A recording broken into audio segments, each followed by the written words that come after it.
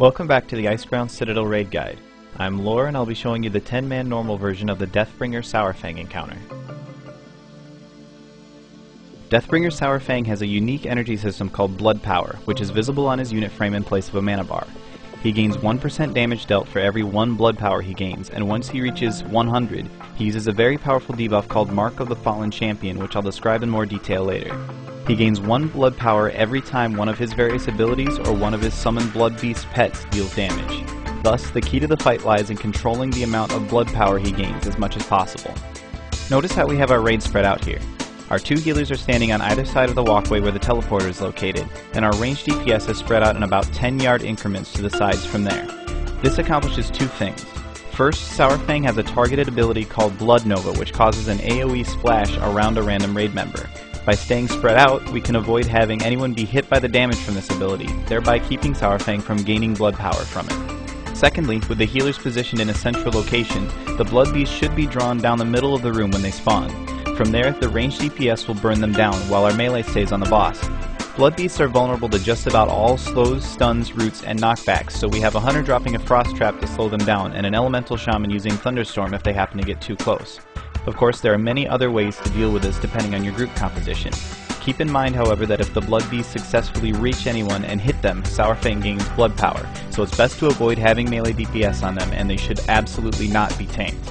Furthermore, tanks and melee DPS will need to be careful to avoid using multi-target abilities when the blood beasts first spawn to avoid catching initial aggro. Another ability you'll need to be aware of is Boiling Blood. This is a damage over time effect placed on a random raid member that deals a significant but perfectly healable amount of physical damage every 3 seconds for 24 seconds.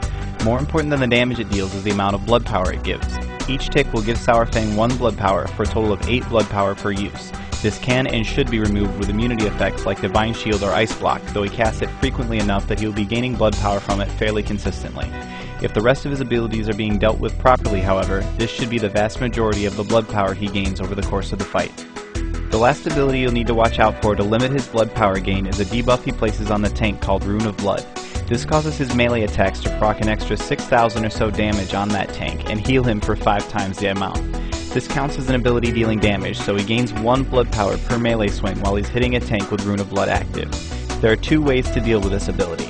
It's possible to use 1 tank, offsetting the healing by having another DPS in the party, and simply dealing with the extra blood power he gains. However, this can be risky and isn't likely to work later on when the encounter's heroic mode becomes available. It's much safer to have 2 tanks taunting off of each other when Saurfang applies the debuff. By this point in the fight, Saurfang will most likely have collected a large amount of blood power and will be hitting fairly hard because of it.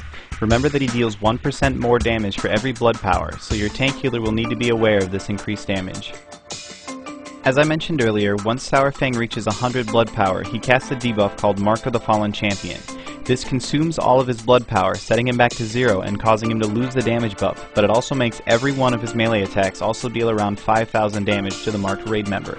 Not only does this count as dealing damage with an ability, thereby rewarding him with additional blood power, it also lasts for the rest of the fight and cannot be removed by immunity effects.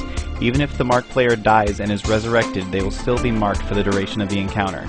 Furthermore, if the player does die, Saurfang immediately heals for 5% of his total health. It will simply have to be healed through. In the 10-man version, it's usually possible to limit him to only casting this once or twice, even with relatively low DPS, but keep in mind that for each active mark, he will be gaining blood power much more rapidly and thus be able to cast another one sooner.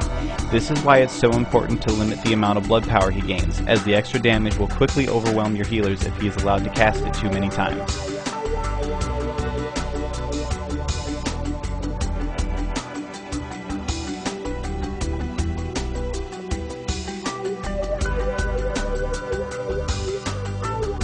Ultimately, with a good understanding of the fight's mechanics and strategy, Deathbringer Saurfang is simply a matter of execution. If everyone's doing what they're supposed to, he can be defeated somewhat easily. If not, well, things can go sour pretty quickly. If you'd like more information on this or any other encounter, including the 25-man version, just check the Project Marmot forums at TANKSPOT.com. If you're watching this on YouTube, just follow the link in the movie details. Thanks for watching, and good luck!